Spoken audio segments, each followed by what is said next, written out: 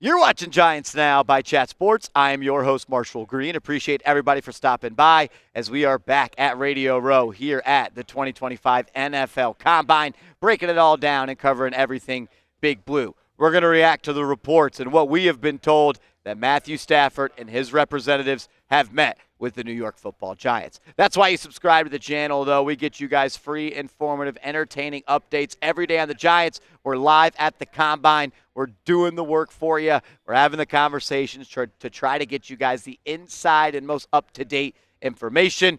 And look, we're trying to get to our goal of 66,000 subscribers. We are 80 subs away. If you bleed Giants Blue, hit that sub button right now and never miss a thing.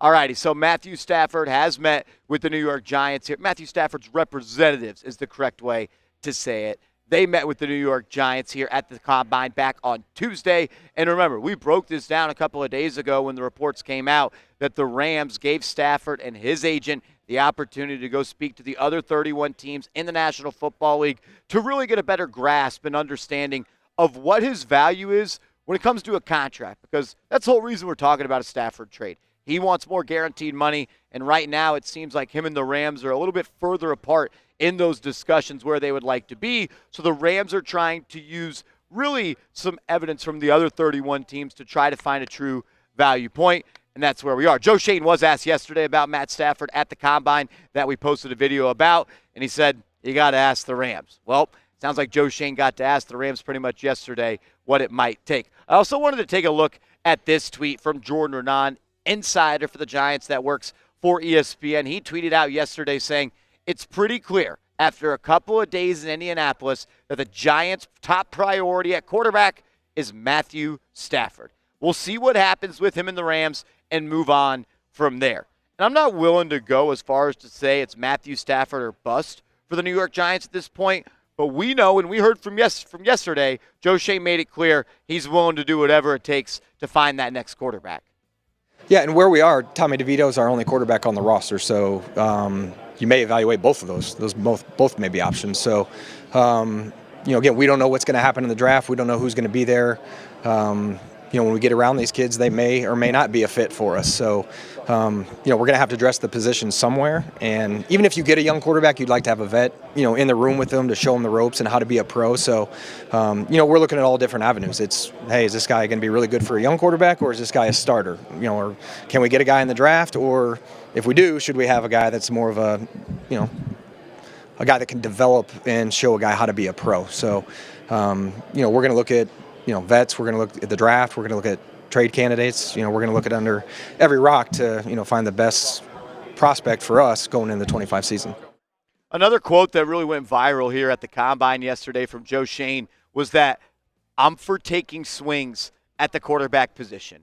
And I found that really interesting because this is going to be the fourth draft that Joe Schoen has been running the New York Football Giants. He's made like 24 or 25 selections as the Giants general manager, and not one time has he picked a quarterback. I guess you could say he took a swing when he gave Daniel Jones $92 million in guaranteed money. Unfortunately, he swung and he missed on that one. Another quote from Joe Schoen that stuck out to me yesterday from his interviews that made me believe that Matthew Stafford is a real possibility was this, when he said, we're going to look for the best player available that can help us win games in 2025.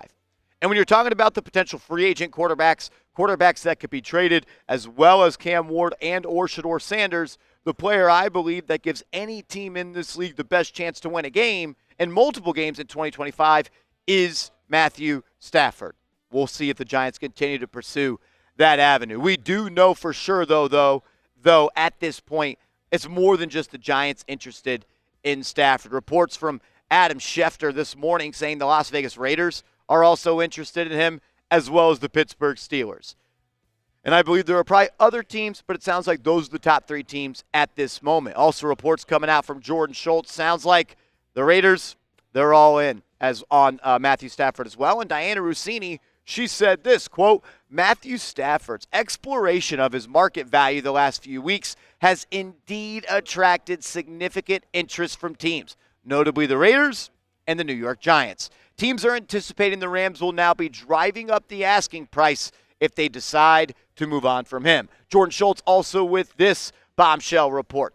sources. Raiders minority owner Tom Brady recently hosted Rams QB Matthew Stafford at his home in Montana, where they spent time together and they went skiing. Brady has been actively trying to convince Stafford to join the Raiders, and discussions are ongoing. Several teams are interested in Stafford if the Rams decide to move him, with Las Vegas believed to be the most aggressive suitor. I think it's clear at this point that the Matthew Stafford rumors really aren't rumors anymore.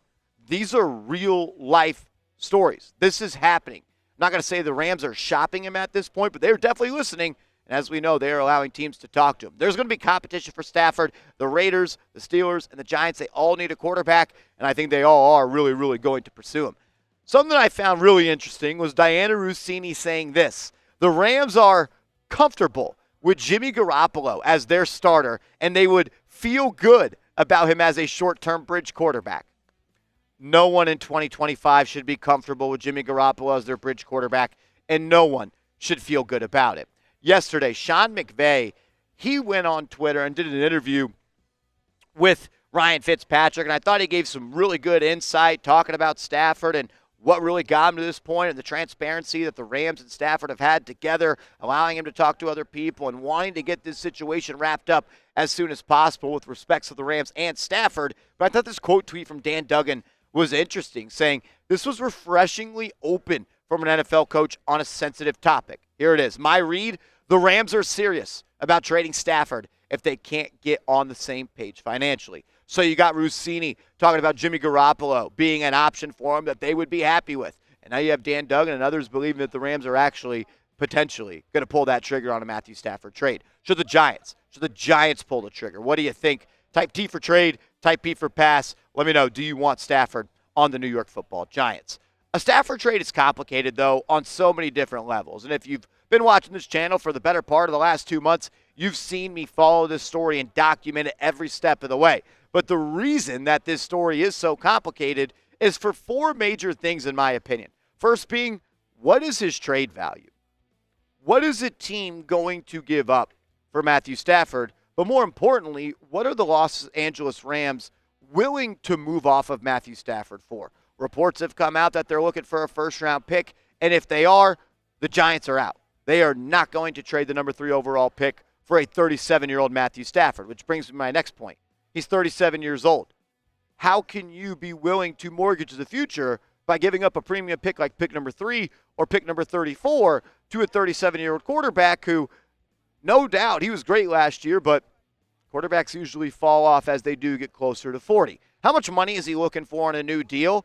And if you do give him more money, does that lessen his trade value? Those are all things that I have been trying to juggle when I try to figure out this jigsaw puzzle of Stafford and all of the trade rumors surrounding him.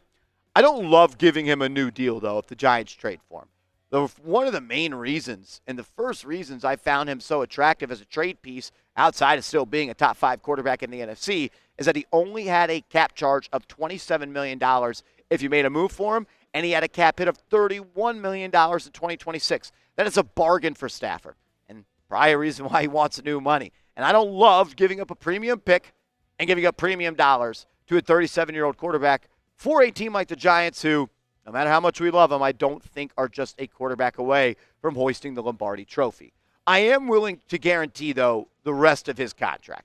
There are no more guaranteed dollars on his deal. That seems to be the hang-up at this point. That was the hang-up last year before they got a new deal done and they end up playing for the Rams. I'll guarantee his entire salary for 2025, and I would guarantee his entire salary for 2026. I'm not in love with the idea of adding new money to that deal. The max I would be willing to pay him is $36 million per year.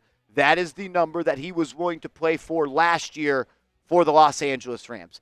He's a year older now, and I think that if you're willing to play for that last year, you're probably willing to play for that this year after you had a great year, but another year older in the process. At the end of the day, I come back to this point. What is the point for the Giants of trading Stafford? What is the goal of making a move for Matthew Stafford? Are the Giants winning a Super Bowl with Stafford? Most likely not. Is it so Joe Shane and Brian Dable can win games in 2025 to cool their seats and keep their jobs going into 2026? Is it to mentor a young guy? I'm not so sure. But I do like the idea of having maybe the 3rd best quarterback in the NFC on my football team, even if it's only for a couple of years. Make sure you are following me on social media. I'm going to keep tweeting about it. I'm going to keep following this story. I'm going to be posting about it on Twitter and Instagram. So give me a follow over there at @MarshallGreen_.